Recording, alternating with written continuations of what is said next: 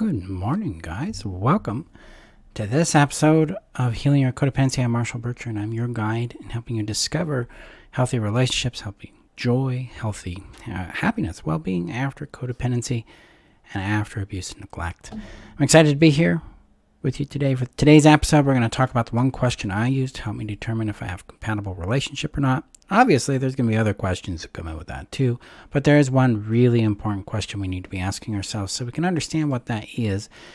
And that question comes from understanding what compatibility is in my work. So before we get that shared out, I'm going to get this shared out to the community here on Facebook.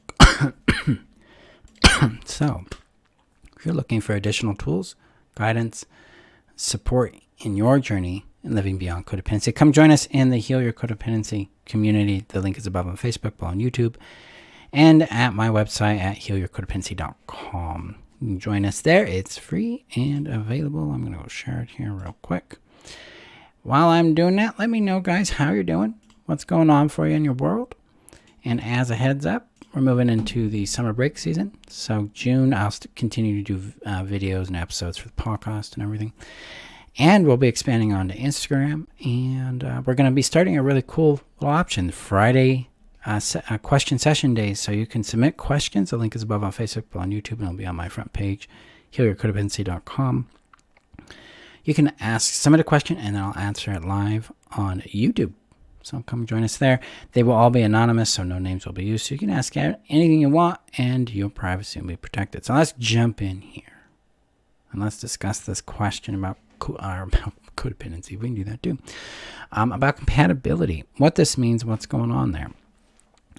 So in my work, compatibility is different than what we're typically taught in self-help books or other relationship systems.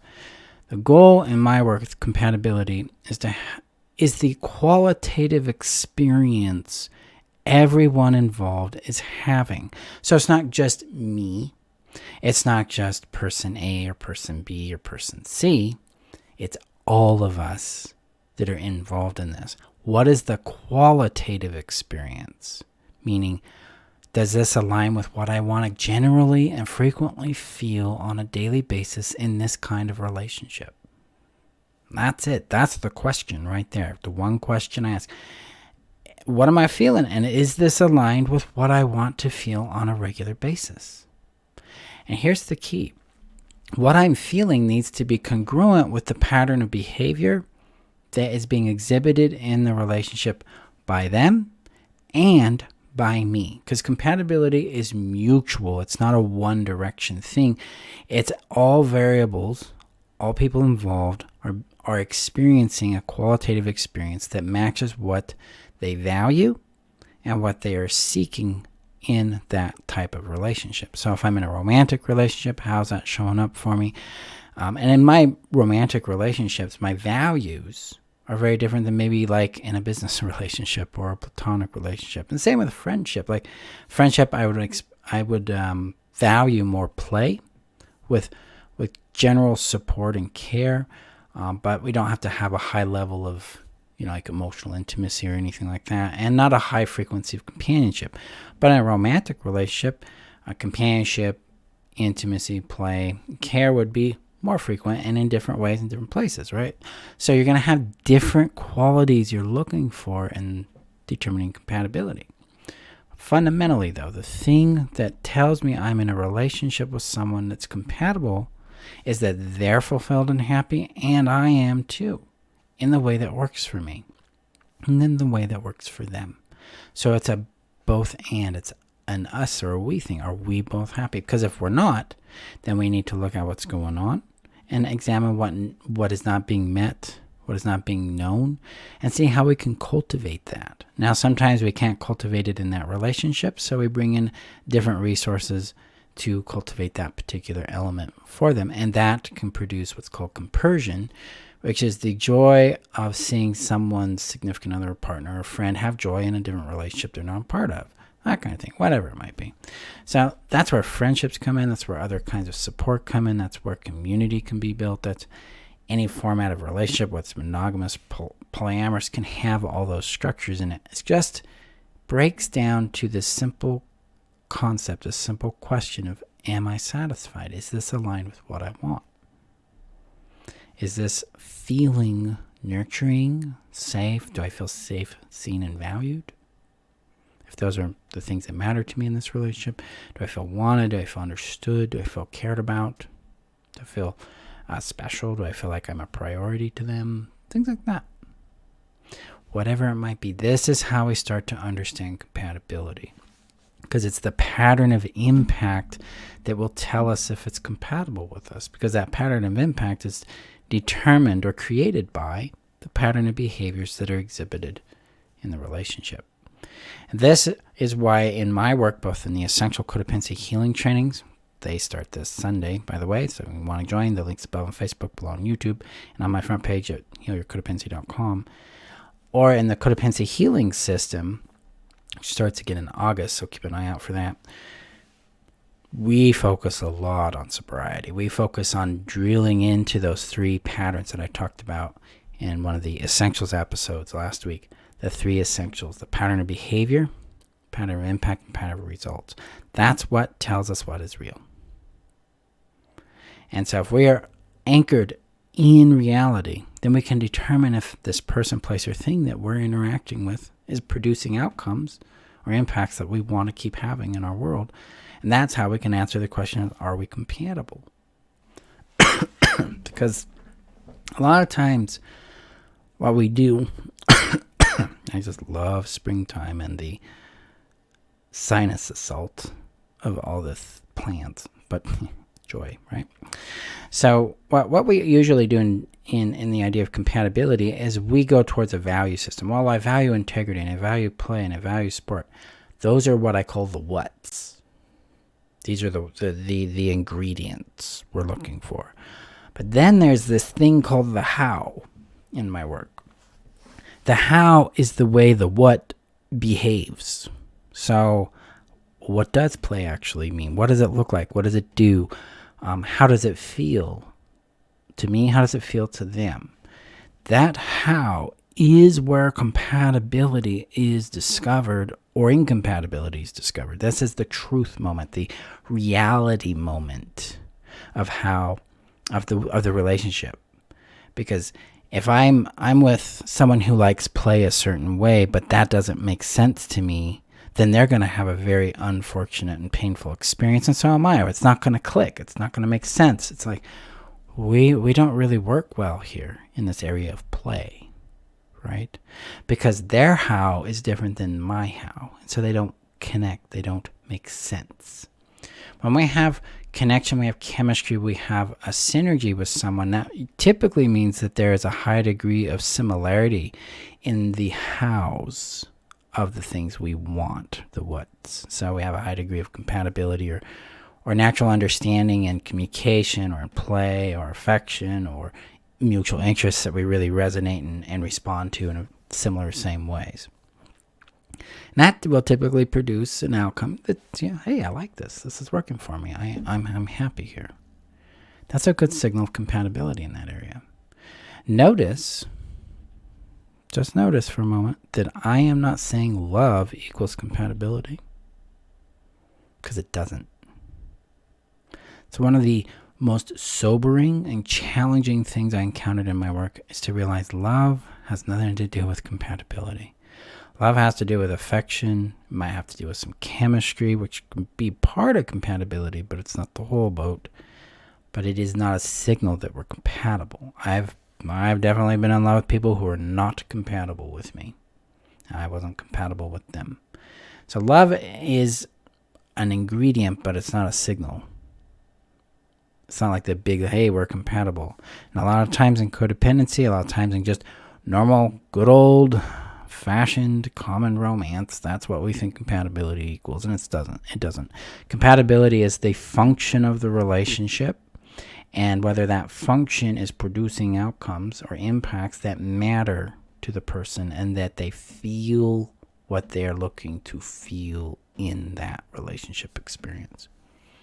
And it's got to be everyone, because if it doesn't work for one, it doesn't work for any, because it's fundamentally incompatible at that point. So one question is, how do I feel in this relationship, and is that aligned with how I want to feel? Because when we have aligned value systems that also function the way that makes sense to us, we're going to have a feeling of safety and understanding and comprehension. Then we bring in love, or we can bring in romance, or we can bring in play, and all those things, and it enhances it. But when we are not experiencing what we hope to be experiencing at the emotional level in a relationship, and we can't comport that to a pattern of behavior the person's exhibiting, then we've got a problem. Because I know in some of my trauma bonded experiences, I had a huge amount of euphoria towards them, and I felt like we had amazing compatibility. While I was also minimizing all the distress, I was minimizing all the problems, all the gaps, all the frustrations. And I was unable to really comprehend the relationship because I thought we were compatible. We just got to work all these, repeating patterns of problems out. Didn't really work. What had to happen is I became sober to the fact that the pain I was going through told me we weren't compatible. It was really important. I didn't feel seen, didn't feel valued, wasn't seen, wasn't valued based on the pattern of behavior I was experiencing from them. And I was trying to control, I was trying to regulate, and I was trying to change myself or become perfect in order to earn that love. And that's where things failed. Those are my big signals that this is not a functional, compatible relationship. So I had to step out of it. As I've moved into more compatible relationships, I've discovered that it really comes down to, their pattern of how they treat me leads me to, I feel this way in response to it. I feel loved, I feel seen, I feel valued the majority of the time. And when we have a conflict, we have pain, and something isn't functioning well, then we lean towards each other. We acknowledge the pain. We acknowledge the anxiety about the pain or about the situation. Hey, this is really scary for me to talk to you about.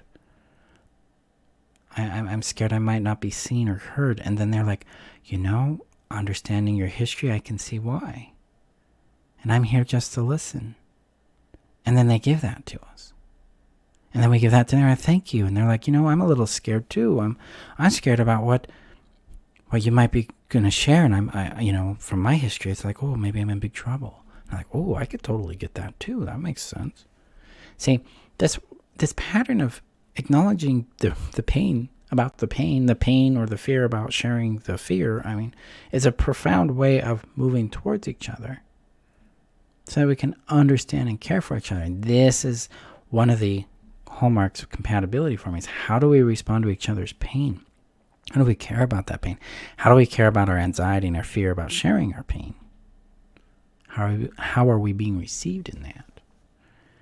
See, to know what is compatible for you, you must know what is valuable to you, what matters to you, and what you want to dominantly feel and experience in your relationship, both in conflict and communication and attachment, in the companionship of it, the intimacy of it. And I'm not just meaning sex. I am meaning the emotional availability of it, the closeness and warmth we feel with that person, how safe it feels to reveal the unsure and uncertain aspects of ourselves.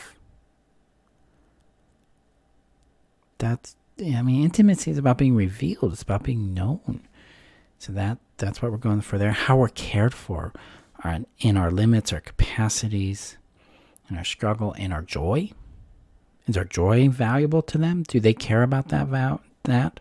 Do they seek to celebrate the things we celebrate too, even if it's not serving them in some way, or even if they're not even involved in it? But you can see, that really brings you joy.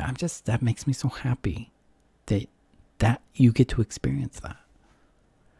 Compersion. It's a big deal right there.